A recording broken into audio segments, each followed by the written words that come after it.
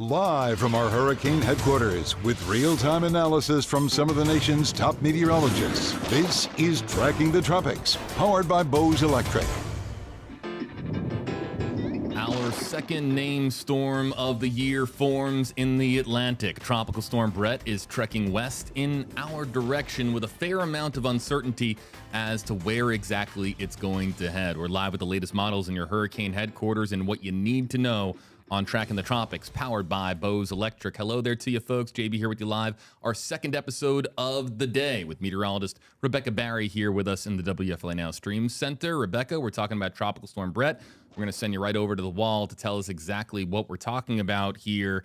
Everyone wants to know where exactly Tropical Storm Bret is going to land. Exactly. And so what we're looking at right now is the center placement of Bret. They've, of course, flown this Hurricane Hunter aircraft through it to find a better idea of exactly where that center is and give our forecast models better information to give us a better forecast track. And so Bret became a tropical storm as of the 5 p.m. advisory. Earlier today, it was declared tropical depression number 3 around 11 a.m. Notice there is another system right behind it, and so we'll get to that in just a moment. Let's talk about the latest track for Bret. We've got a track at 11 a.m. when it was just a tropical depression. Now we have a little bit more information. This is Tropical Storm Bret's track, and it does unfortunately intensify it into a Category 1 hurricane before it starts to approach the Caribbean. Now, at this point, they are saying it's back down to tropical storm force strength as it passes near Puerto Rico, near Haiti, near Hispaniola, and so that's good news, and it is anticipated news because if you were to look at a wind shear forecast graphic, the wind shear picks up significantly as it starts to approach this area.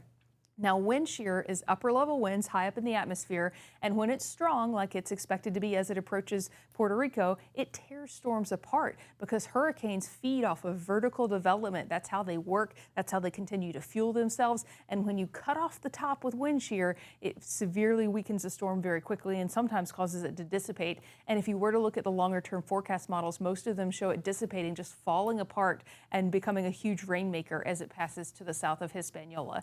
And so this would be a big rainmaker, but it would not necessarily be an incredibly dangerous storm. These areas are very used to tropical storms, very used to Category 1 hurricanes. They get hit every season. And so this would be less of a threat than some previous storms we've seen head in this direction. So that is somewhat good news if you have to have good news.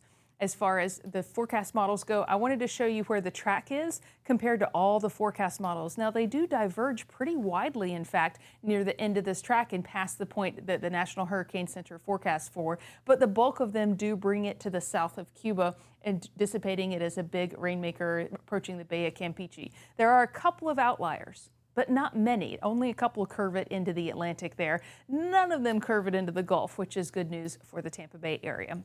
As far as what you can expect with the GFS and the Euro, you can see where they start to diverge a bit, but only in terms of forward motion. They both show in the general same area. If anything, the GFS weakens it a little bit more quickly than the Euro does at this point as it's passing to the south of Cuba. So not a lot of difference there. I wouldn't expect any wild swings or changes in track as a result of such high confidence over the general direction, general speed, and general strength of the system.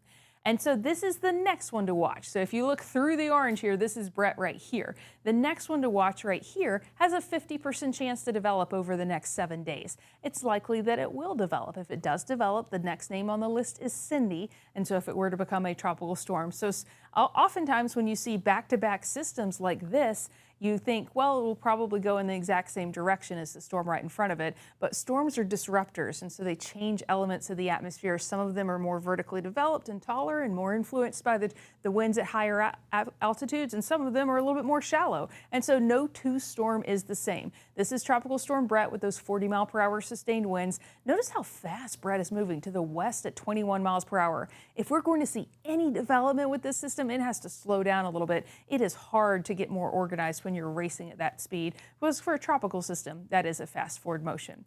Now, Invest 91L is right behind it. And that's just a designation when they need to start looking at a system and considering if they're going to upgrade it or not and monitoring it. They give it that invest designation with a different number. And so when it does get numbered, if it becomes a tropical depression, it would be tropical depression number 4. If it gets named, it would be tropical storm or Hurricane Cindy. But right now it's just a big mess out there rolling off the coastline of Africa. We do get spaghetti forecast models for invests, and you can see largely they curve it out into the open Atlantic, a fish storm, if you will. Only a few systems trail it into the Caribbean like we see with Bret's path. And so the confidence is relatively high that this system will end up curving out into the North Atlantic and also not being too much of a concern. Now, this is unusual for us for this time of the year. Typically, when tropical storms and tropical systems develop in June, they're in the Gulf or really close to the coastline. This is more of an August pattern where we're watching those waves roll off the coastline of Africa and into the warm sea surface temperatures. And so we already had Arlene. It was a storm for less than 24 hours. Now we have Bret, and we could have Cindy on the heels of Bret there in just a few days. And so this is the list for this year. We have the supplemental list if we were to unfortunately run through those names, which we hope would not be the case. There's a lot of uncertainty with this season, and all eyes are really on shear versus warm sea surface temperatures. We have an active West African monsoon season, so that could lead to more tropical waves. And so with systems like Bret and Invest 93L, they start as a big thunderstorm off of Africa. It rolls off into the Atlantic and possibly starts to rotate. So when you have more storms in Africa, especially in the monsoon season, it could lead to more tropical systems. The things that we have working against more tropical systems is a strong El Nino. So El Nino are the warmer sea surface temperature, warmer waters in the Pacific, and they create those strong upper level winds, that shear we were just talking about that's expected to tear Bret apart eventually. We are moving into a stronger El Nino and we'll have more shear out there. And so it's shear versus our record warm sea surface temperatures, which is another one of the reasons that these storms are looking more like August than they are looking like June storms, because our waters are reflecting August temperatures. It's toasty warm in the tropical Atlantic. So that's a factor that's good for storm development and bad for us. But we have it competing against El Nino, which we have the warmer waters here in the Pacific, and that's what really builds that shear. And so we'll have the shear over the Atlantic, but warm sea surface temperatures underneath it acting like fuel. And so the way that El Nino works is this region right here in particular, scientists monitor the temperature of this very carefully. If it's a little bit cooler, not much wind shear across the Atlantic. If it's a little bit warmer, we get a ton of wind shear across this region of the Atlantic. So that would lead you to think that when storms moved into the zone, they would either not intensify or weaken, even dissipate. But if we had any move into the Gulf, that would be outside of that range of shear. If the storms were to travel a little bit further north, that would be outside this range of shear. So shear doesn't solve all of our problems, but we'll take it. When you have storms that form during shear years, you can see that most of them do curve out into the Atlantic, but a couple of them, unfortunately, do make it closer to shore. And so we've got those competing factors, El Nino versus the record sea surface temperature warmth. And right now, that record sea surface temperature warmth is what's helping drive Bret and help driving Invest 90L. And so if you take a look at the hurricanes over the last 30 years during an El Nino, this is all we had. If you compare that to La Nina years, it's a lot more. But unfortunately, the areas do tend to be pretty similar. The Carolinas and then out into the Western Gulf, you can see are hot spots for landfalls during El Nino years because that's where the shear is not that strong. And so Hurricane Florence and Hurricane Michael were both during an El Nino year. So you can still get very strong storms during an El Nino year, but it may just change how they approach the coastline or where they form. When you take a look at the storms that were expected this season, we're expecting 12 to 17 named storms, and we're on the second one right now. Hurricanes, 5 to 9 of those, and major hurricanes between 1 and 4. And so 40% near normal, 30% below normal, and 30% above normal. So that really doesn't help much because we are not at the position where we are able to predict where storms may make landfall this far out given a current season. And so we're watching very carefully with all those storms out there, but we're going to circle back right now so that you can get a better idea of that track. And if you have any questions about Tropical Storm Bret or Invest 93L, we have a hashtag system. You can use the hashtag HeyJB or hashtag HeyRebecca, and that's what allows us to see your comment and also possibly answer your question here on stream. Man, we got a lot of information there, a lot of good information from meteorologist Rebecca Barry. My goodness, I'm just going to kind of go completely off beat here. Okay. and just say, if we have a Bret and Cindy, side by side, why am I getting 80s music video vibes? It does feel Bret and Cindy. like we need some neon and some parachute pants. I guess Cyndi Lauper is what we're thinking of. Maybe, and Bret Michaels. Yes. Maybe that's what it is. Oh, that's what it is. It is a rock and roll season. That's my analysis of the entire situation. That's why it's good that we have Rebecca Barry here, folks, who is, of course, our meteorologist on stream here in the WFLA Now Stream Center, going through some of the graphics here. Let's focus on the track here for a second. So Category 1, and then you would think, oh, it's going to become Category 2. Nope, perhaps downgrading to a tropical storm with some of that land interaction there. But I want you to go back to the spaghetti models, Rebecca, for a second, if you can. Because we were talking about this on our previous episode with Amanda, and clearly there is a fork in the road with Bret. Yes. Some of the models are taking it south towards the Yucatan. A lot of the models are curving it north. But either way, wherever this goes, either west towards the Yucatan or north in the Atlantic, the United States doesn't appear to be very much in play right now. No, and I think we have a lot of shear to thank for that. We've also got a ton of boundaries coming across the southeast right now, fronts, if you will. And so the different forecast models are most likely picking up on how that system interacts with that shear, whether it repels it and makes that hard right turn, or like most forecast models suspect, it will just dissipate and weaken and dissolve into a giant open wave, which would be a rainmaker, but not a wind damage event for those areas. Yeah. So, folks, I mean, while there is, of course, always the chance, and these models are not going to be 100% consistent over the next, 48 to 72 hours, this does give us what would you say, a fair degree of confidence that this is not a landfall event for the United States as of right now? Yes, I would say that something significant would have to change with the dynamics of the atmosphere right now, because right now we're getting that wind shear picking up. We've got messy weather across the southeast U.S. If something were to unkink the jet stream, if you will, because right now the jet stream's just going like this, up, down, up, down, up, down. If something were to change with that, which we don't foresee, that would potentially interact and cause a big shift in the track or a big change. But I just don't see anything that would be that factor, that X factor out there right now. You see the silver stripes on the left and right sides of your screen underneath our names. Hashtag Hey Rebecca, hashtag Hey JB. We're going to open up about a 3 to 4 minute live Q&A. So if you have any questions on Facebook Live, just use one of those hashtags with your comment or your question, and we'll animate them on screen. As far as Cindy, then, is it the same kind of thought process, just because of the atmospheric conditions, that it's either going to more likely trek across the Yucatan or go north in the Atlantic?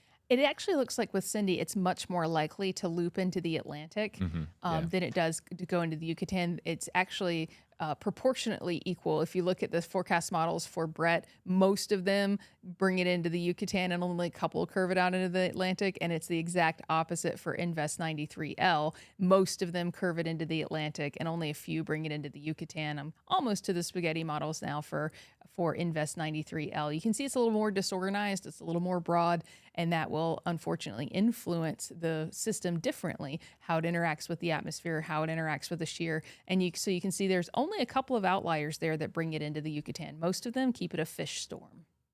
That's what we like. We love fish storms. Fish storms are my for the fishies, everybody. Yes. That means it's inconsequential for us. Is this because we are seeing now one storm after the other trekking westward across the Atlantic? Is that a sign of things to come with this hurricane season, or is it just this is just June and that's standard?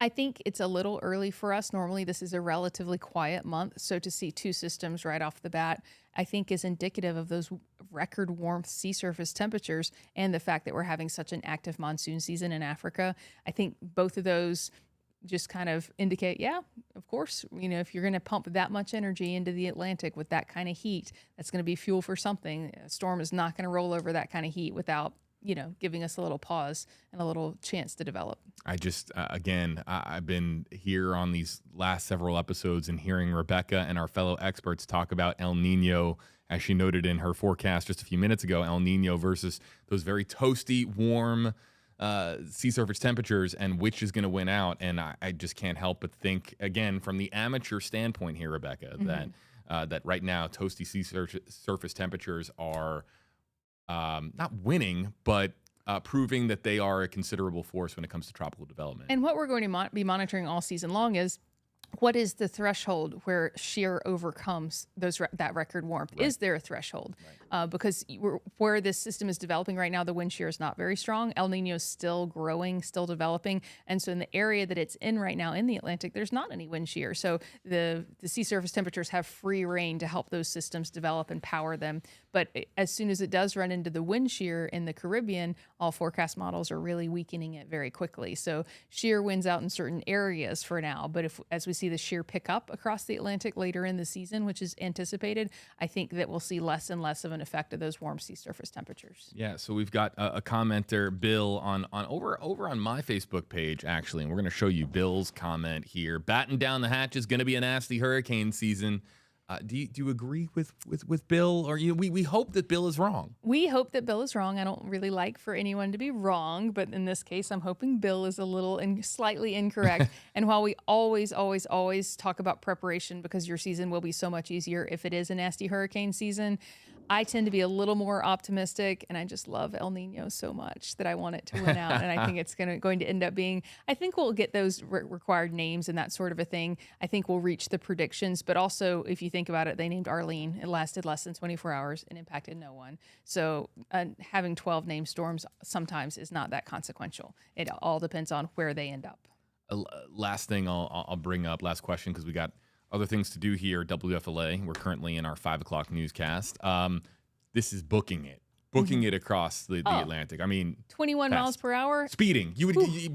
Bret would be getting a ticket. Brett would be getting a ticket. And so we will have to see some slowing of that forward motion for it to get more well organized as anticipated. And so when you see that forward speed starting to come down, that's when it's really time to start watching. Is it going through some potential eyewall replacement cycles? Is it getting more defined of a center? Is it getting more even distribution of the rain around the center? Those are the factors we'll be watching for once it finally slows down. Yeah, we'll be keeping a close eye on both its speed and its track, of course, from the National Hurricane Center. Big thanks to meteorologist Rebecca Barry for joining us here in the Stream Center on this latest edition of Tracking the Tropics. Tracking the Tropics streams on our platforms, folks, on social media and on our website and on our app and trackingthetropics.tv Wednesdays at 12:30. But this is our second episode today, yes, Rebecca, and the reason is because when we have something you need to know about, and when we have a named storm as an example, we're going to get live on stream and tell you what the very latest is and break things down with our very experienced meteorologists, including Rebecca, Jeff Barardelli, Amanda Holly, and so many others as part of Next Star Nation. So we will be, of course, having more episodes on Bret and what might be Cindy in the days ahead, Rebecca. Absolutely. We're here for you. All right. Rebecca Barry, I'm JB Buno. Thanks so much, folks. The very latest on trackingthetropics.tv. And, of course, all of our episodes you can find on Apple Podcasts, Spotify, YouTube as well. The very latest on trackingthetropics.tv and our social media platforms. Thanks for joining us on Tracking the Tropics, powered by Bose Electric. Find Tracking the Tropics on these platforms. And for storm updates, the latest models, and helpful resources, visit trackingthetropics.tv.